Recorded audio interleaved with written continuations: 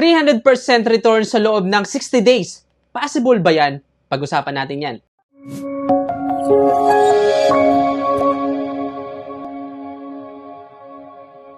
So kung narinig mo na yung Celestra, nag-o-offer daw sila ng multi-layered earning system kung saan pwedeng lumago ang pondo mo sa pamamagitan ng daily performance at network leverage sa isang malinaw at transparent na framework. Yan po ay base sa kanilang information na nakalagay sa Facebook group. Ito yung website ng Celestra. Ang dati nilang ginagamit na domain ay yung mycelestra.net, pero hindi na ito gumagana ngayon. Naglipat na sila ng domain dito sa celestra.com.ph. Ngayon, masasabi bang legit ang Celestra? Masasabi bang marangal na pagkakakitaan ng Celestra?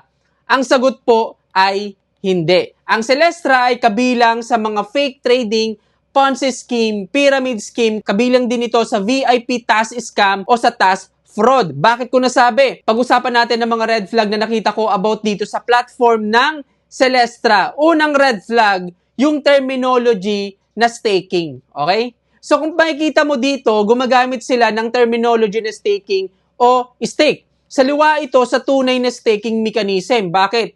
Saan ba ginagamit ang terminology na staking? Sa network protocol po at sa ecosystem fund. Ang network protocol, ito yung pagbavalidate ng transaction at kumikita ka dito dahil sa transaction fee o sa gas fee. Doon galing yung kinikita ng mga validator o yung mga nag-stake ng crypto. Ang ecosystem fund naman, ito yung mga governance o ecosystem utility, isang project katulad ng Grass token na i-hold mo para makuha yung governance rights o boto sa project o para ma-verify na ikaw ay isang active node na nagsisecure ng network. Ang reward ay galing sa ecosystem fund ng project. Okay? Itong nasa plan ng Celestra ay isang fake na staking. Ang tawag dito ay investment modus, investment scheme. Bakit investment modus? Dahil sa tunay na staking, ang reward o ang kita ay galing sa network protocol, hindi sa diskarte ng may-ari ng website kung saan niya gagamitin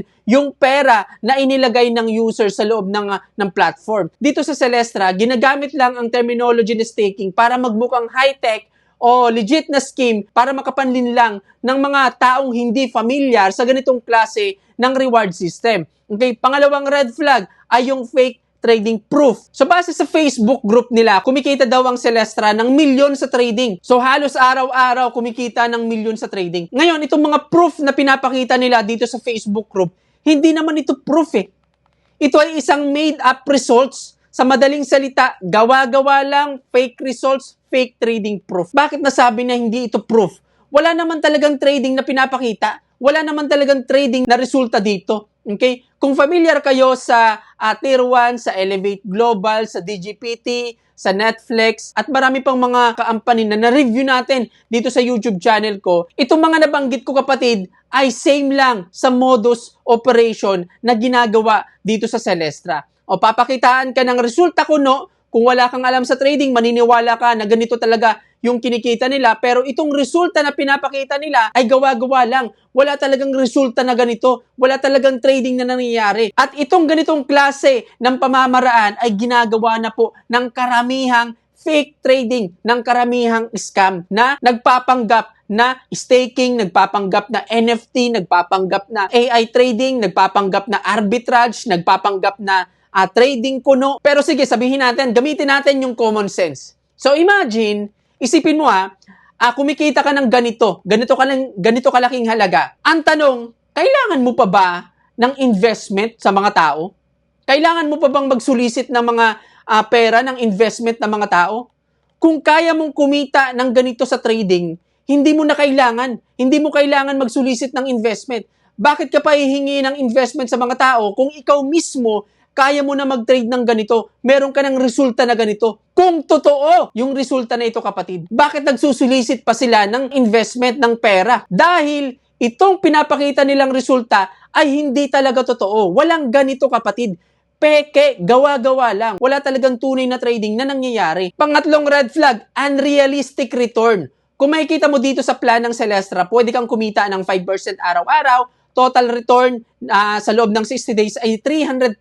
For example, dito sa quartz na may minimum investment na 500 pesos, dito kikita ka ng 25 pesos araw-araw. Itong buong plan na ito ay hindi realistic na staking, hindi realistic na trading. Walang legit na ganitong trading o staking plan na makakapagbigay ng 300% return sa loob ng 6 days ng tuloy-tuloy. Sa reward system pa lang, sa staking, saliwa na. Sa trading, unrealistic na. Bakit hindi sustainable? Dahil mathematically impossible po yung ganitong klase ng plan. Kung kukumpitin natin yan, isa lang ang kakahantungan nito. Anong kakahantungan? Yung palugi, yung bankruptcy. Bakit? Walang legit na company ang makapagbigay ng ganitong klase ng fixed income. Walang fixed income sa trading, walang fixed income sa staking. So dito pa lang sa plan na ito ay malinaw na isang Ponzi scheme. Hindi totoong staking o hindi totoong trading. Ngayon, kung hindi ito totoong trading at staking, saan galing yung kinikita ng bawat isa? Dito na papasok yung pang-apat na red flag. Dahil sa MLM system. Paano? Dito kasi sa Celestra, sa direct referral, pwede kang kumita ng 10% at sa indirect referral ay 1% simula second level hanggang 10th level. Okay? Ibig sabihin ng direct referral, yung na-recruit mo, once na maglagay siya ng 500 pesos, kikita ka doon ng 10%.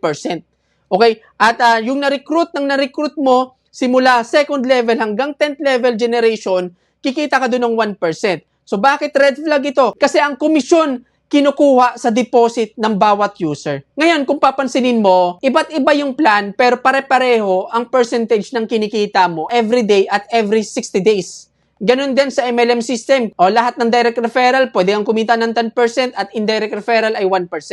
Ano yung pagkakaiba ng mga plan na ito? Bakit meron pang plan kung pare-pareho lang naman yung kita? Dito na papasok yung tinatawag nilang leverage bonus o LB. Ano ito? Ang leverage bonus o LB ay extra income na dinadagdag sa indirect referral mo o indirect commission mo depende sa level mo. For example, kung nasa plan level mo ay quartz, amethyst at topaz, wala itong dagdag na leverage bonus. Pero kung nasa citrine ka, garnet at jade, ang plan level mo, mayroon itong dagdag na 0.5%. Ibig sabihin, simula sa second level hanggang 10th level, hindi na 1% yung kikitain mo. 1.5% na. Kung nasa opal, aquamarine at emerald ka, meron itong 1% na leverage bonus. Ibig sabihin, hindi na 1% yung kikitain mo, kundi 2% na simula second level hanggang 10th level.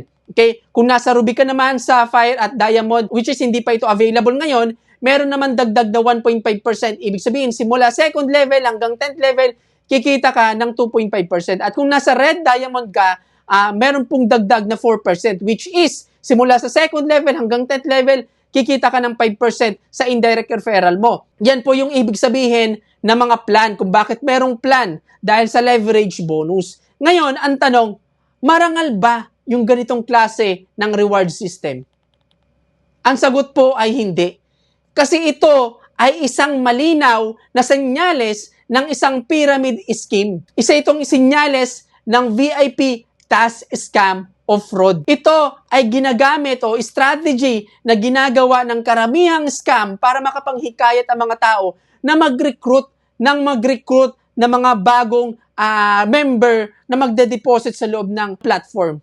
Kasi mas malaki yung kikitain mo once na mag-recruit ka. Kung yung plan, kung saan kikita ka ng 5% sa isang araw hanggang 300% sa loob ng 60 days, isa lang po yung pain sa mga tao na kunwari para kumita ka. Itong referral commission ay isang strategy naman para makapanghikayat ang mga tao na mag-recruit papunta dun sa pain na yon. Para maglagay yung mga tao ng pera sa loob ng platform. So itong buong pagkakakitaan nito kapatid, yung profit mo sa plan, yung profit mo sa commission ay nanggagaling lang po sa deposit ng mga bagong user. Ibig sabihin, ito talaga yung pinaka-source ng platform, pinaka-source income ng platform, yung magde-deposit ang mga tao sa loob ng platform. Ang tanong, bakit hindi ito marangal? Uulitin ko dahil ito ay isang pyramid scheme, malinaw na pyramid scheme. Kasi sa tunay na staking, wala pong referral system.